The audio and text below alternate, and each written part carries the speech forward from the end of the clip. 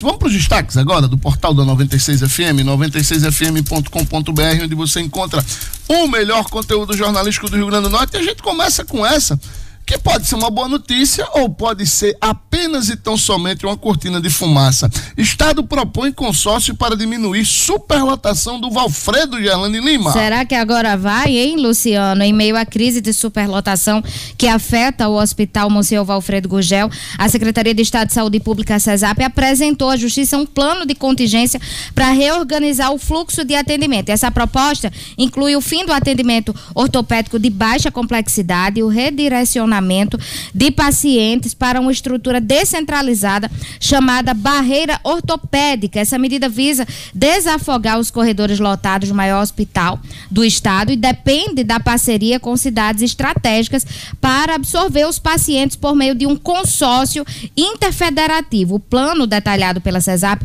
foi enviado à segunda vara da Fazenda Pública de Natal e argumenta que para enfrentar a superlotação crônica é essencial criar alternativas de atendimento para os casos de menor complexidade ortopédica, especialmente aqueles decorrentes de acidentes de moto, que são maioria, né? Que a gente não está falando da complexidade, mas o tipo de acidente é maioria que chega aí no Valfredo Gurgel. Nos últimos 4 meses, a unidade tem batido recorde aí de atendimento envolvendo motociclistas. Em setembro, a gente trouxe esse número aqui, 899 pessoas deram entrada no hospital vítimas de quedas de moto. Os dados são enfatizados aí no documento encaminhado à Justiça.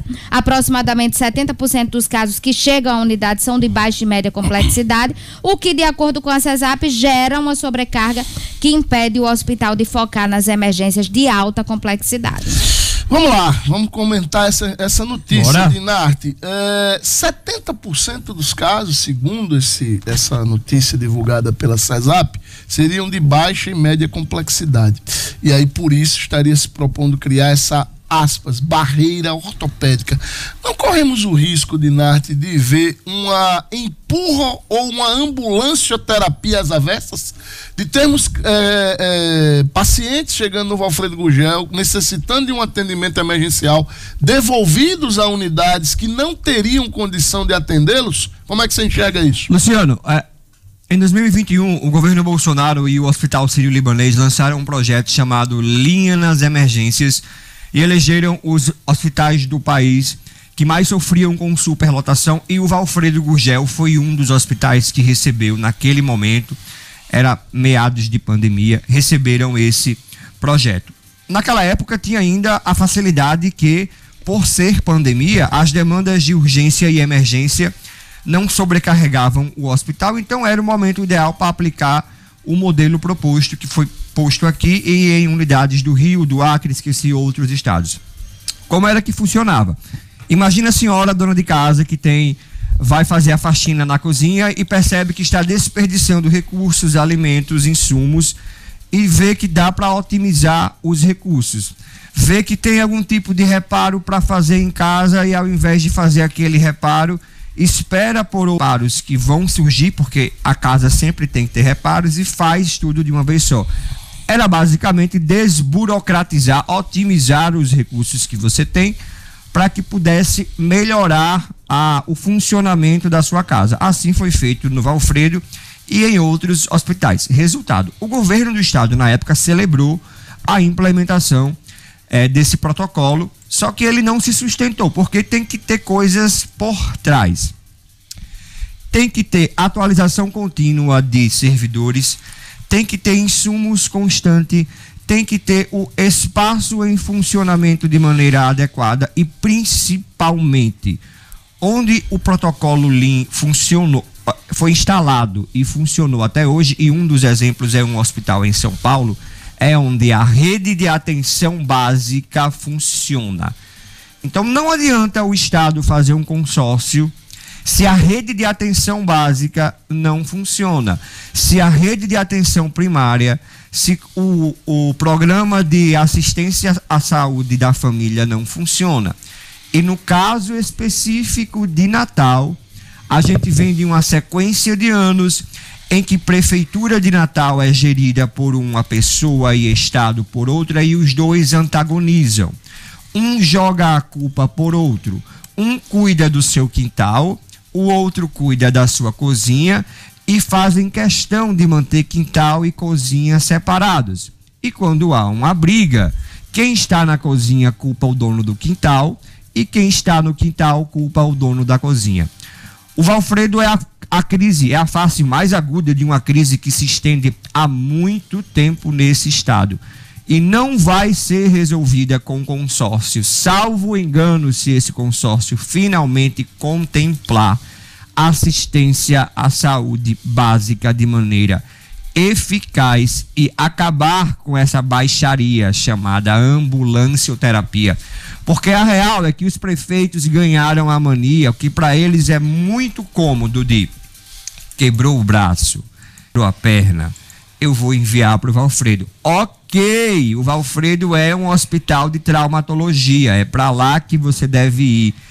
O problema é que chegamos em um ponto, Luciano, em que qualquer problema que você tem, qualquer tipo de crise que você tem, você é enfiado em uma ambulância e você é despachado para um hospital da região metropolitana ou alguma das unidades que tem, acho que são 27 hospitais regionais que existem hoje.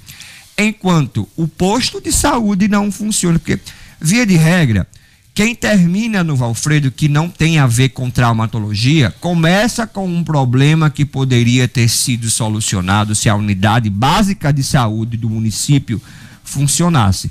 Aí entra o terceiro elemento. É muito lindo o nome tripartite, né? É um nome assim muito bonito. Bacana. Aí entra o terceiro elemento, que é a União. A União é uma das financiadoras do Programa de Assistência Básica à Saúde.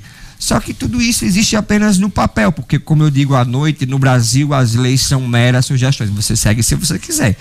A União não cumpre a parte dela, o município joga tudo para o Estado e o Estado, o nosso Estado em especial, é um grande gestor incapaz. Ele lida com um leviatã gigante, e esse orçamento é um leviatã que vai crescendo e consumindo com gastos pessoais, e vai enfrentando crises como essa do Valfredo e apresentando soluções como a de um consórcio que eu não sei, não li, não sei como é que vai funcionar, mas de antemão eu cubro esse estado há muito tempo. Eu lembro que Rosalba em 2012 teve uma crise muito severa e decretou estado de calamidade pública na saúde do Rio Grande do Norte, porque precisava solucionar o problema do Valfredo Gugel. Passa-se o tempo, mudam-se as tribos, mas os caciques não perdem o penacho aqui nesse lugar. E o Valfredo continua a mesma coisa, porque não há interesse genuíno em resolver a questão, não há interesse genuíno em resolver a questão da saúde básica lá na ponta. E nós perdemos o nosso tempo aqui de manhã, podendo dizer a vocês outras coisas, noticiar outras coisas, ao invés de pegar um texto de 2008, que pode ser repetido na íntegra, para dizer que há uma crise de superlotação no Hospital Valfredo Gugel. Gelane, a gente já falou aqui algumas vezes nesse jornal que eu fui junto com o Danilo, nós dissemos, acho que você também, que o que parece faltar ao Valfredo Gugel é exatamente essa fiscalização de um grupo, de um conjunto de profissionais isentos. Eu lembro que a gente chegou a citar até aqui o Ministério Público, que fizesse exatamente essa triagem, porque tem aí cerca de 2 anos, acho que logo depois da pandemia, a diretoria do Valfredo e a CESAP começaram a colocar todo o problema de superlotação do Valfredo Gugel na conta dos acidentes de motos, né? Antes essa superlotação existia e não se colocava essa conta aí nas costas dos acidentes de motos. Sempre tem um porquê da vez, mas a superlotação é aquela coisa que permeia todas as crises, né? E não há uma situação de fiscalização, exatamente isso que Dinarte acabou de dizer. Se você tem investimentos na atenção básica, esses investimentos acontecem, porque o dinheiro chega nos municípios. E como é que você pode mandar uma pessoa com uma simples luxação no braço, lá do Alto Oeste, Potiguar, por exemplo, ali da região central, para cá para o Valfredo Gugel, e essa pessoa, quando chegar aqui, não estou dizendo que ela não seja atendida, mas que o prefeito que enviou não sofra algum tipo de sanção. Enquanto isso não acontecer, Gelane, eu não vejo solução para esse problema do Valfredo Gugel. Não tem, Luciano, não tem, não vai ter essa fiscalização. E a gente chama atenção justamente para essa situação da saúde básica. A gente está falando aqui de trauma. E o Valfredo, eu não sei, eu nem tenho certeza do que eu vou falar agora, mas até um tempinho, e não faz muito tempo atrás, não, o Valfredo é o único hospital aqui do estado, por exemplo, que tem urgência e emergência oftalmológica. Olha aí a situação. Hospital então, público, né? Hospital público, mas quem tiver um problema tem que correr pra lá. Sim. Tem que correr pra lá. Luciano, e muitos privados também não tem oftalmologista de plantão. Então, dependendo do caso, a pessoa tem que correr pra lá. Você se junta a essas outras que estão lá esperando por outros atendimentos. Então, é difícil chegar no Valfredo, você não encontrar essa superlotação, por vários motivos. E aí você falou da sanção ao gestor dos municípios. Isso não vai acontecer nunca.